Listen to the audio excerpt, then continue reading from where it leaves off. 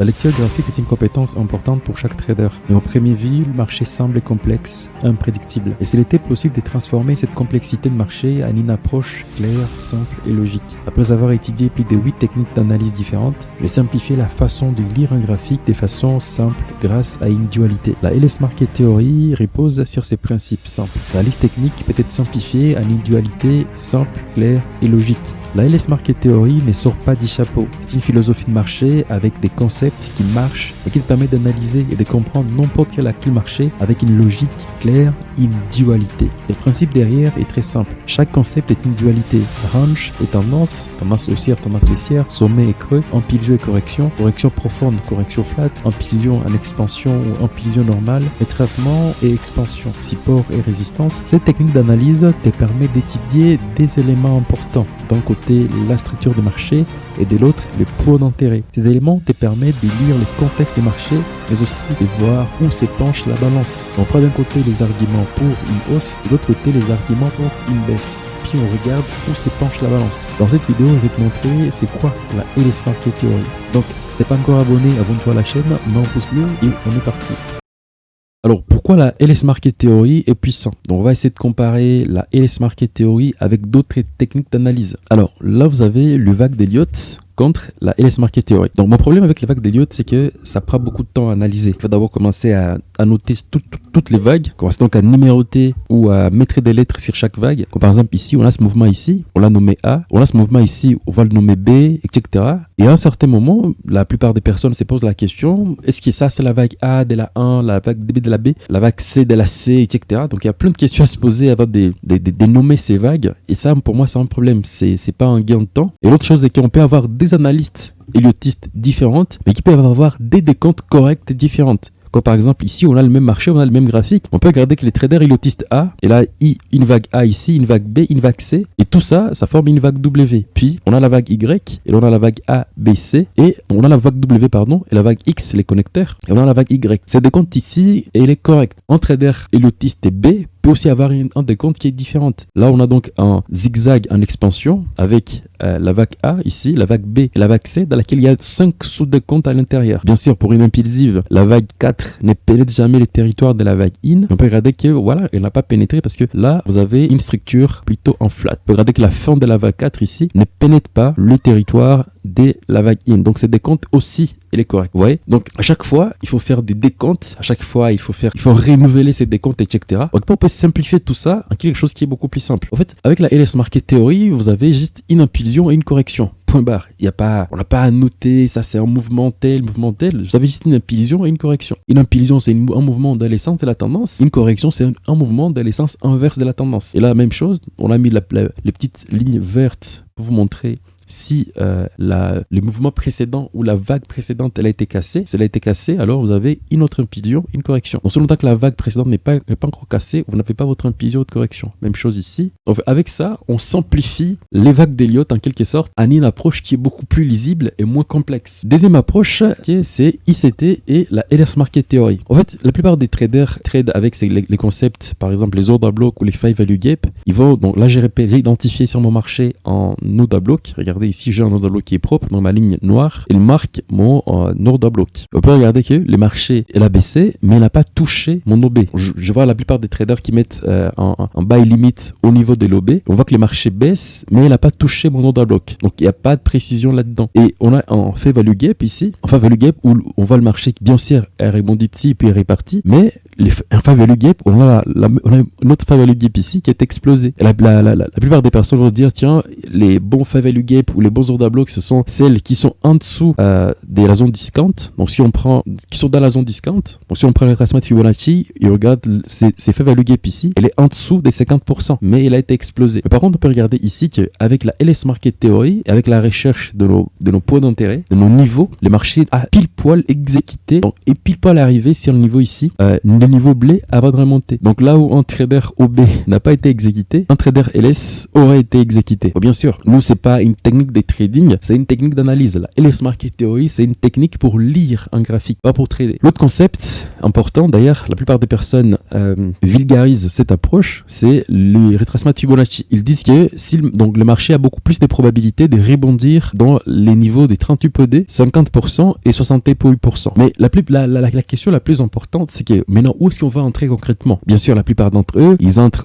certains entrent au niveau des 38.2 et mettent les stop loss un peu au-dessus des 68.8. Parce que si le marché rebondit ici ou là, mais avec la LS Market Theory, on peut même savoir avec précision si le marché va rebondir pour ces contextes des marchés spécifiques au niveau des 38 PD, au niveau des 50% et ou des 68%. Grâce à ce qu'on appelle les clusters des zones dans la LS Market Theory. On peut regarder donc ici, on avait un cluster des zones, on avait donc les niveaux de résistance ici et on avait qui était en confluence avec les niveaux de 50% de Fibonacci ici. Donc ça veut dire que le marché avec beaucoup plus de probabilités grâce à cette cluster des niveaux de rebondir ici et d'aller chercher les 68% ou de se limiter juste à 38%. Alors l'autre concept important d'ailleurs, c'est les chartismes. Avec les chartismes, la plupart des personnes vont vous dire, tiens, en dessinant des figures plus ou moins géométriques sur le graphique, ils vont avoir un certain pouvoir prédictible sur le marché. Certains vont dessiner donc des triangles, d'autres des rectangles, des carrés, des losanges, des étoiles, des n'importe quoi. Mais ils pensent que ces genres de figures peuvent arriver à prédire le marché. Bon, bien sûr, ils ont différentes ces genres de figures, en les dessinant correctement, peuvent nous permettre d'anticiper et d'avoir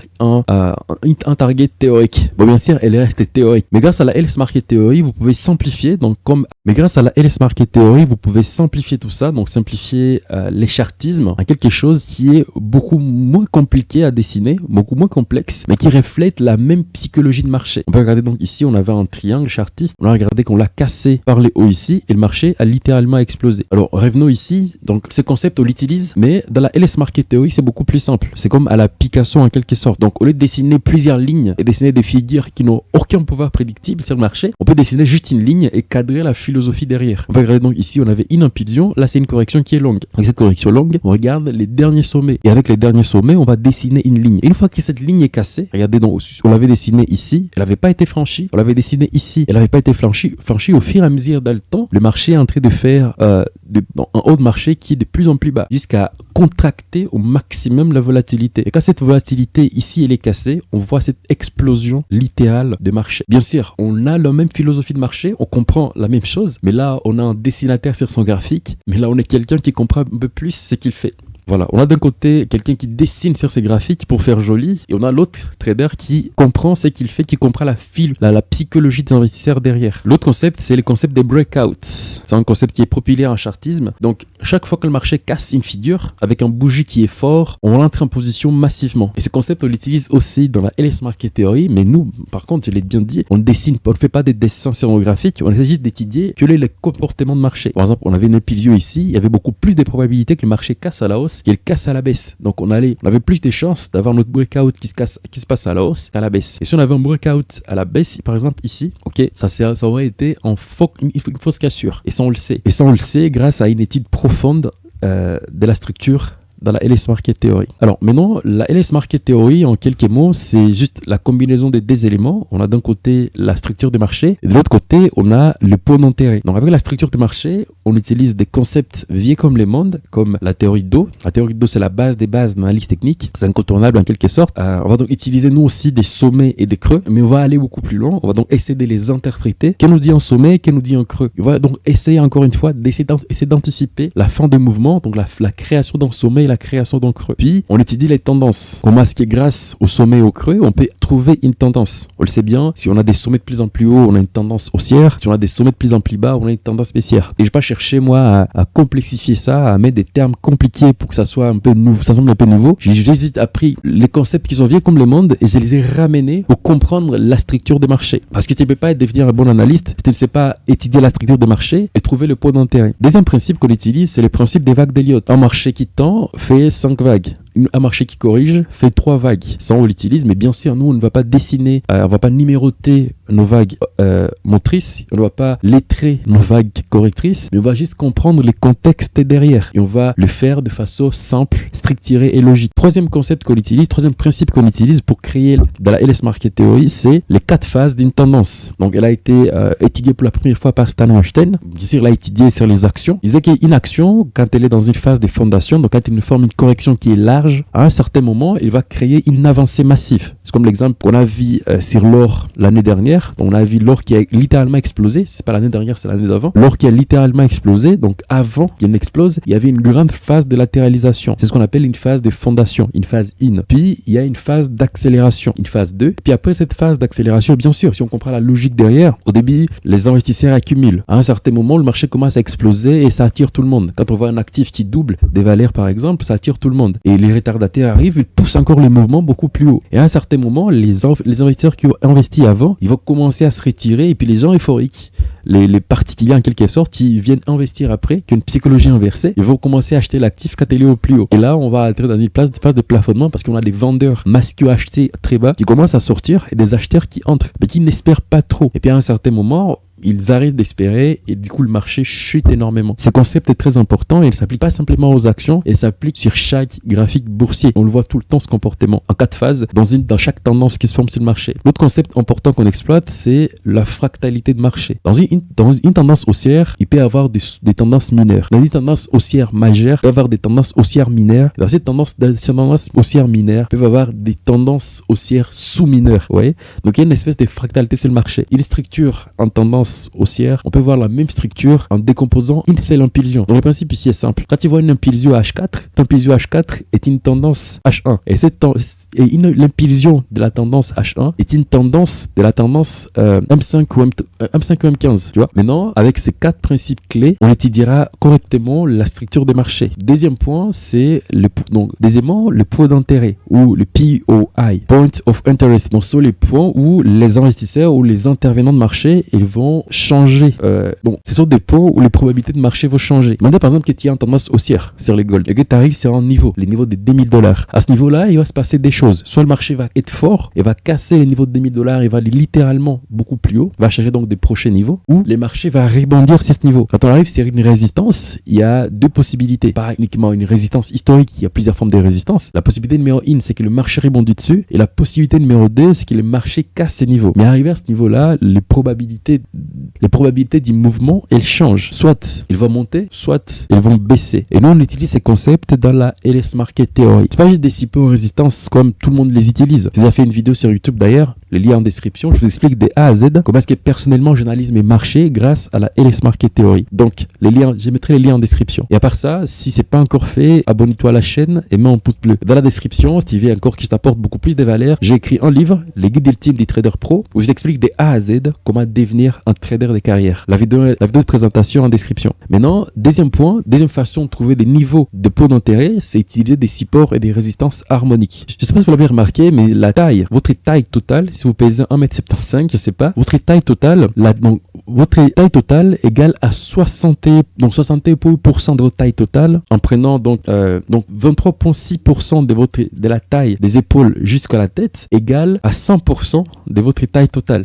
Non, la taille de vos épaules à la tête égale à 23,6% de votre taille totale. Ces concepts marchent partout. On appelle ça les ratios de Fibonacci. Elles marchent partout dans l'univers, partout dans la nature. Et ces mêmes concepts, ils marchent littéralement même sur le marché financier. Et nous, dans la LS Market Theory, on les exploite. Alors maintenant, on va essayer de regarder les concepts de la LS Market Theory. Donc le premier concept, c'est le concept des sommets et des creux. Donc c'est la base des bases, connaître les sommets et les creux sur le marché. Deuxième concept, c'est les concepts des ranges et des tendances. Là, on entre en détail. Donc c'est quoi une tendance? Comment est-ce qu'elle se forme? Comment anticiper les débuts d'une tendance, la fin d'une tendance avec les ranges? Pourquoi est-ce que les ranges se forment? Quels sont les éléments qui influencent la formation des ranges? Est-ce que c'est les types de ranges? Est-ce que c'est un range volatile, un range étroit? Donc on entre en détail dans tous ces éléments. L'autre concept de la LS Market Theory, c'est les tendances haussières et les tendances baissières. On étudie les différentes tendances. C'est quoi une tendance haussière? C'est quoi une tendance baissière? Pourquoi est-ce qu'elles se forment? C'est des formes, etc. L'autre concept, c'est les impulsions et les corrections. Donc c'est quoi une impulsion? C'est quoi une correction? Ce sont donc d'autres dualités très importantes. Donc chaque concept est une dualité. Alors, vous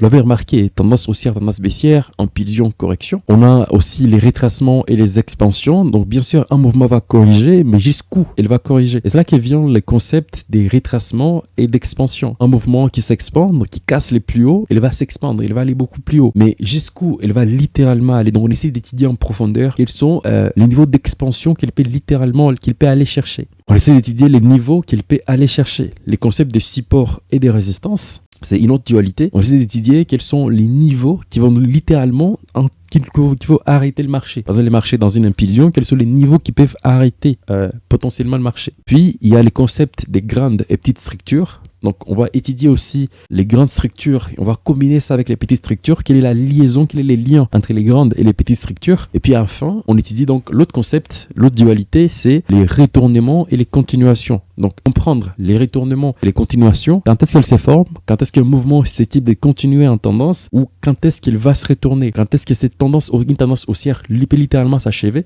On a donc tous les signes des retournements et tous les signes des continuations d'une tendance. Alors voilà. C'était la LS Market Theory, les concepts qui vous permettent de simplifier la lecture des marchés en une dualité claire et simple. Donc, les principes sont simples. Chaque concept sur le marché, chaque concept de la LS Market Theory est juste une dualité. Donc, comprendre ces différents concepts va vous permettre littéralement de changer votre façon de lire un graphique. Donc, je rappelle encore une fois, j'ai fait une vidéo sur le sujet, donc allez en description. Il y a une vidéo où je vous explique des A à Z comment est-ce que j'ai analysé personnellement, comment est-ce que j'analyse personnellement grâce à ces différentes approches des actifs. J'ai analysé 3 actifs, j'ai analysé les DAX, l'euro-dollar et les GBP-USD en utilisant les concepts de la LS Market Theory.